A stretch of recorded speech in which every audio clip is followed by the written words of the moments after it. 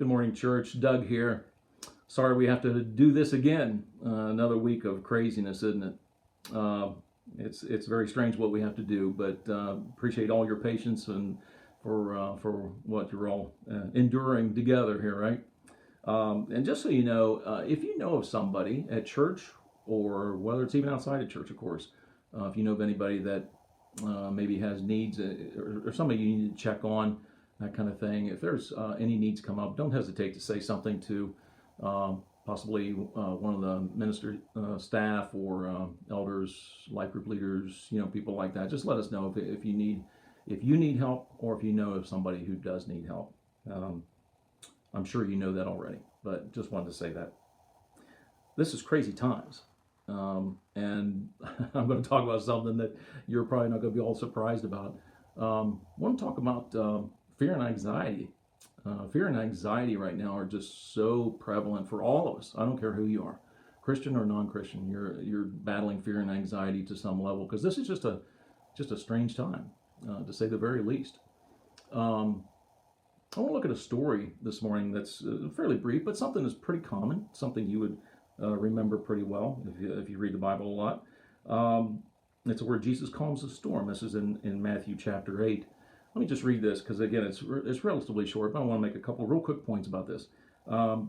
It says this: Then he got into the boat, Jesus, got into the boat, and his disciples followed him. Suddenly, a furious storm came up on the lake, so that the waves swept over the boat. But Jesus was sleeping.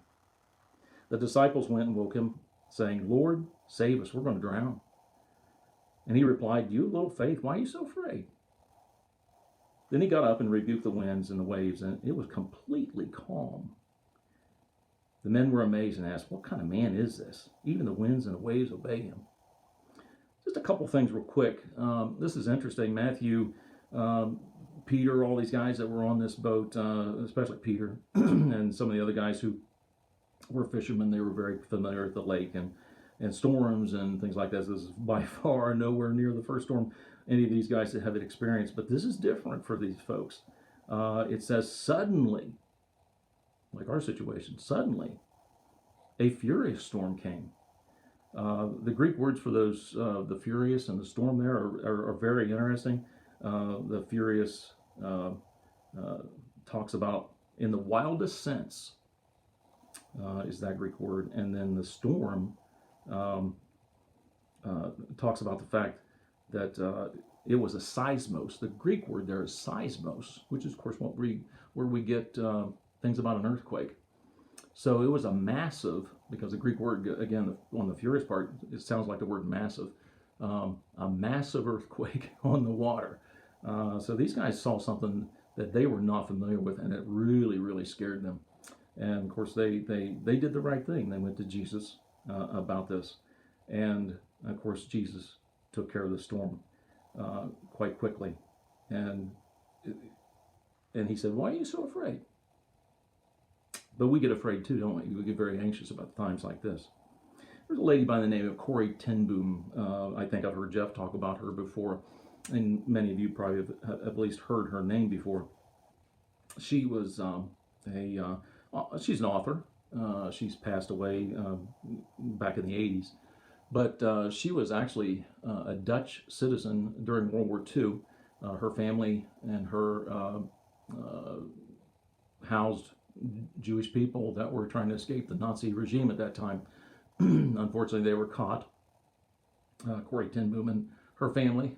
She was imprisoned in a concentration camp for a couple of years. In fact, her sister even passed away in that concentration camp. But Corrie, thankfully, was able to survive the experience and lived to tell about it. In fact, she even forgave her captors, even though she was treated along with everybody else very brutally. But she was able to forgive later. But that's not my point. A quote that she says is this: "Never be afraid to trust an unknown future to a known God." Never be afraid to trust an unknown future to a known God. And that's what we're doing right now. We have an unknown future right now. But we do have a known God. The disciples did the right thing. They went to Jesus. And even though this was a furious storm, and it came on suddenly, again, somewhat similar to what we're experiencing here right now. They went to Jesus, and that's exactly what we need to do. And I know it sounds like such a trite answer in some respects, but don't minimize that. We serve a great God. We serve the God who created this universe and everything we know about it. We serve the God who resurrected Jesus from the dead. He cares very much about you and me. He proved that through the cross. If nothing else tells you that, the cross tells you that and tells me that, how much he cares about you and me. So go to God about your fears. Be very honest about your fears to God. There's a passage that we talk about in Philippians 4. Be anxious for nothing, and with prayer and petition and with thanksgiving, present your request to God. And the peace of God, that's what we want right now. And the peace of God that transcends all understanding will guard your heart and your minds in Christ Jesus. I think that's a great verse, Philippians 4. Look that up. If you don't have that memorized, I really encourage you to memorize that. Because right now, Satan can really tempt us with fear and anxiety. And I just want to leave you with that. Let's make sure we're leaning on God. And thank you, church. Can't wait to see each other in person